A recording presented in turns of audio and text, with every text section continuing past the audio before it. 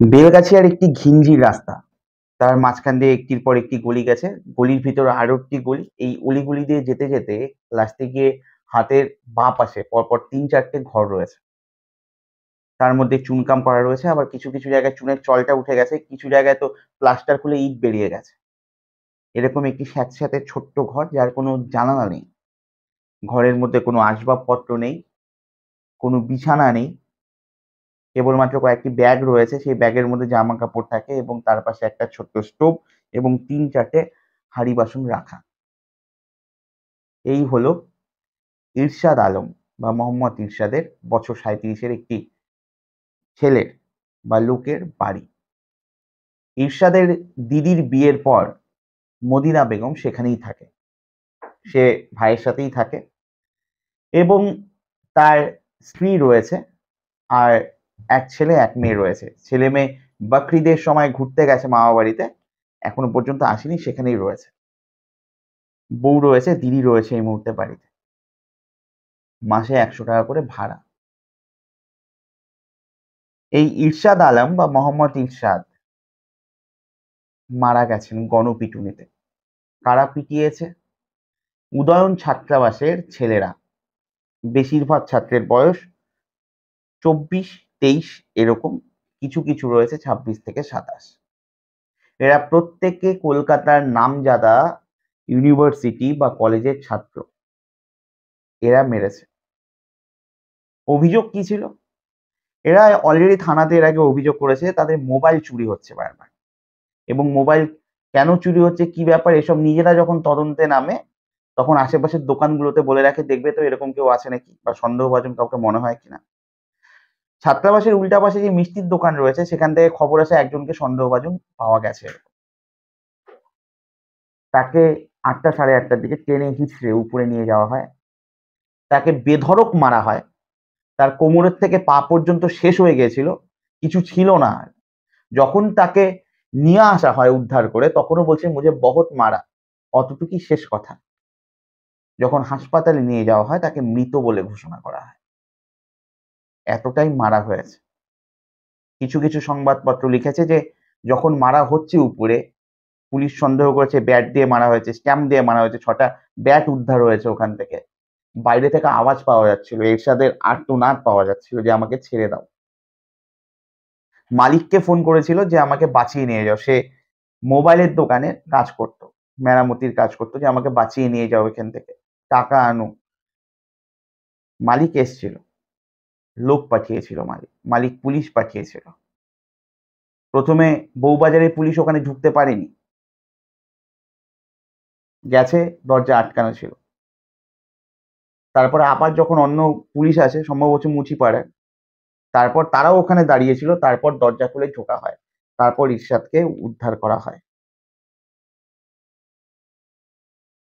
আজকে যখন ছেলেগুলিকে তোলা হয়েছিল আদালতে, ওই যাদের যে ১৪ জনকে পুলিশ আটক করেছে ইতিমধ্যেই, তাদের হয়ে তাদের উকিল যখন সওয়াল করছিল, সে বলেছিল যে নির্দিষ্ট কারো নাম এখনো পুলিশ জানাতে পারেনি। তাই তাদেরকে জামিন দিয়ে দেওয়া হোক এবং তার সাথে বলেছিল যে এই ছেলেগুলি মেধাবী ছাত্র, তাদের ভবিষ্যতের কথা ভেবে তাদেরকে যাতে ছেড়ে দেওয়া হয় বা জামিন দেওয়া হয়। কাদের ভবিষ্যতের কথা? তাহলে এরশাদের যে এক ছেলে এক মেয়ে বকরিদে মামাবাড়িতে ঘুরতে গেছে, ওরাও পড়াশোনা করে। মদিনা বিবি যে এরশাদের দিদি, সে বিয়ের পর থেকে এখানেই আছে এবং নিশ্চুপ নিঃশব্দে ওইরকম শান্ত একটি ছেলে সংসার চালিয়ে যাচ্ছে। দিদিকে টানছে, নিজের স্ত্রীকে টানছে, ২ ছেলে মেয়েকে টানছে। তাহলে ওই ২ ছেলে মেয়ের পড়াশোনার কথা কে ভাববে? তাদের ভবিষ্যতের কি হবে? মদিনা বিবির ভবিষ্যতের কি হবে? সালমা বিবি মানে এরশাদের বউয়ের তাহলে কি হবে? তার ভবিষ্যতের কথা কে ভাববে? মেধাবী ছাত্র, যারা শিক্ষাকে বহন করে নিয়ে গেল, কেবলমাত্র চিবিয়ে, চিবিয়ে বইগুলোকে মাথায় ঢুকিয়েছেন। নৈতিকতার বিন্দুমাত্র জাগরিত হয়নি, চেতনা জাগরিত হয়নি যাদের, যারা নামজাদা কলেজে পড়ছে, ইউনিভার্সিটিতে পড়ছে, তারা পিটিয়ে মেরে ফেলছে একটা মানুষকে। তারা মেধাবী ছাত্র?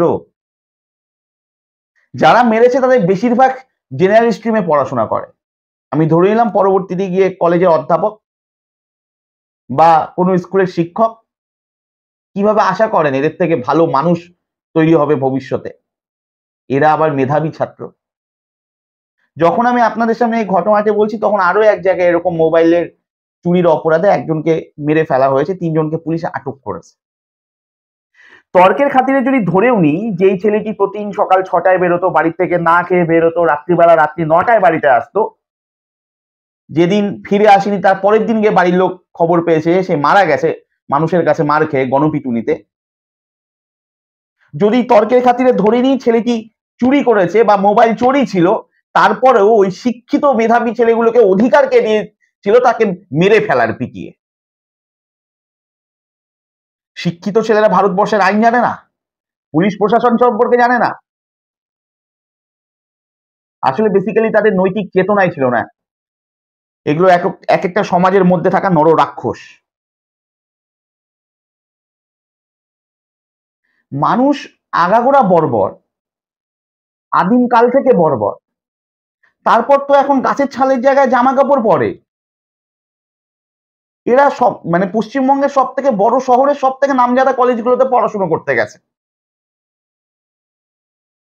মেরে দিল একটা ছেলেকে।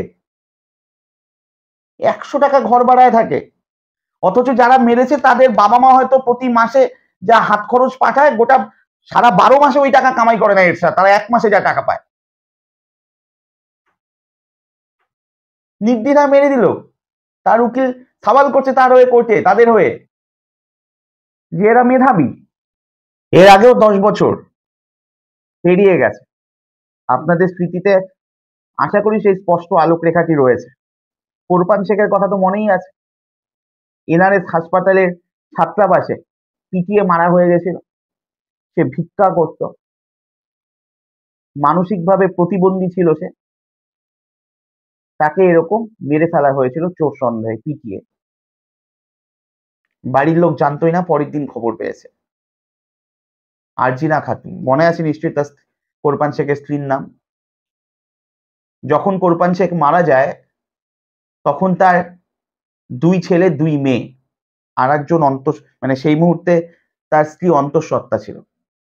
আজকে কেবলমাত্র যে অন্তঃসত্ত্বা ছিল সে আজকে পড়াশোনা করছে। বাকি ২ ছেলে এই মুহূর্তে আর পড়াশোনা করছে না, তারা শিশি বোতল প্লাস্টিক এসব কুড়িয়ে বেড়ায়, দিনে ৫০ থেকে ৬০ টাকা রোজগার করে। তার ২ মেয়ে মাদ্রাসাতে পড়াশোনা করে। যেদিন মারা গিয়েছিল তারপর থেকে নিজেদের লোকরা তাকে অনেক কুপ্রস্তাব দিয়েছে, হয়তো নিজে চলেও যেতে পারতো, বিয়ে করেও নিতে পারতো, কিন্তু একটা দামি কথা বলেছিল যে আমি না হয় স্বামী পেয়ে যাব, কিন্তু ওরা কি আর বাবা পাবে? ছেলে মেয়ের মুখের দিকে তাকিয়ে আর যাওয়া হয়নি কোথাও। নিজেও একটা সময় নিজের মাকে নিয়ে বেরিয়ে ভিক্ষা করেছে, মানুষের বাড়িতে পরিচারিকার কাজ করেছে, হাসপাতালে আয়া হয়ে খেটেছে, তারপর ৫০ থেকে ৬০ কেজির সবজির বস্তা নিয়ে এপাশ থেকে ওপাশ, ও প্রান্ত থেকে ও প্রান্ত দৌড়ে দৌড়ে কোনো মতে কিছু মুখের মধ্যে ঢুকিয়েছে। দিনগুলো চলে গেছে কষ্ট মষ্ট করে। কোরপান শেখের স্ত্রী বলে ১০ বছর কেটে গেছে, আজও কিছু পায়নি, কেউ কথা রাখেনি। তারপরও দিনের শেষে তার একটা নিজস্ব বাড়ি ছিল। আর সালমা বিবি, এরশাদের যে স্ত্রী রয়েছে, সে একটি ১০০ টাকার ঘরে ভাড়া থাকে, মাথার উপর নিজস্ব ছাদটুকু পর্যন্ত নেই। মেধাবী ছাত্র, তাই না? ফিরহাদ হাকিম বলছে মাস কাউন্সিলিং করা দরকার। কোথাও ছেলে ধরার সন্দেহে গুজব উড়িয়ে পিটিয়ে দেওয়া হচ্ছে, তো কোথাও মোবাইল চোর সন্দেহ করে পিটিয়ে মেরে ফেলা হচ্ছে। মাস কাউন্সিলিং নয়, দৃষ্টান্তমূলক শাস্তি দরকার যারা করছে। আরজিনা খাতুন বলছিলেন যে আমার কেসটার পরবর্তীতে কি হয়েছে, কোরপানের মৃত্যুর পর আমরা বেশি দিন খবর রাখতে পাইনি। টাকা ছিল না, পেটে ভাত জুটছে না, উকিল ধরবে কি করে, কেস চালাবে কি করে? শুনেছিল ওই ২ জন ক্যান্টিনের যে লোক আর বাকি যে ১০ জন হবু ডাক্তারদেরকে ধরেছিল, পরে তাদের জামিন হয়ে গেছে, তারপর আর খোঁজ রাখতে পারেনি। তারা হয়তো ১০ বছরে ডাক্তার হয়েও গেছে। যাদের হাত রক্তে লাল, মানুষ মেরেছে, তারা এখন আবার মানুষ বাঁচানোর কারিগর। কি যে করছে কে জানে। আপনারা ভাবুন, মাস কাউন্সিলিং এর থেকেও দৃষ্টান্তমূলক শাস্তির দরকার, যাতে পরবর্তীতে মাথায় আনতে গেলে ভয় পায় এই কথাগুলো। এই এরশাদের একটা সমস্যা ছিল, তার প্রতিবেশীরা বলছে, আপনারা আনন্দবাজার পড়লে পেয়ে যাবেন। এরশাদ ভীষণ ভীরু ছিল। এরশাদ কোনো কিছু ভুল করলে নিজের কানে ধরে উঠবস করত, ভুল হয়ে গেছে ভুল হয়ে গেছে বলে। পুলিশ ঠিকঠাক তদন্ত করুক, আমি আপনাদেরকে দায়িত্ব নিয়ে বলছি, তাকে কেবলমাত্র মারা হয়নি, তার ওই ভীরু কাপুরুষতার জন্য যখন সে অতগুলো লোকের মার খাচ্ছে, সেও যখন ওখানে গিয়ে হয় ওই কানে ধরে উঠবস করেছে বা হাতে পায়ে ধরেছে, তখন এটা বিনোদন ছিল ওই ছেলেগুলোর কাছে যারা মেরেছে। তাদের কাছে সময় পেরিয়ে যাওয়ার বা সময় কাটানোর একটা দুর্দান্ত বিনোদনের উপাদানে পরিণত হয়েছিল এই এরশাদ শেখ। আমি দায়িত্ব নিয়ে বলছি, ওখানে ইনভেস্টিগেশন হোক, তাই বেরোবে। তাকে মারা হয়েছে, তাকে কষ্ট দেওয়া হয়েছে, তার কষ্ট রেখে উল্লসিত হওয়া হয়েছে, সেটাকে বিনোদনের অঙ্গ করা হয়েছে, তারপর তার শেষ নিঃশ্বাস ত্যাগ করেছে সেই ছেলেটি। আর এটাই বাস্তবতা। মাস কাউন্সিলিং নয়, আবারও বলছি, দৃষ্টান্তমূলক শাস্তি চাই, যেই শাস্তি দেখলে বাকিদের মাথায় চিন্তা করতে ভয় হবে যে যেই পরিণতিতে আমি আজকে ওই অসহায় মানুষটিকে মারবো, তার থেকে ভয়ানক পরিণতি আমার জন্য অপেক্ষা করছে ইন্ডিয়ার বা ভারতবর্ষের সংবিধান অনুযায়ী। আপনাদের কি মতামত অবশ্যই জানাবেন। নমস্কার, ভালো থাকবেন।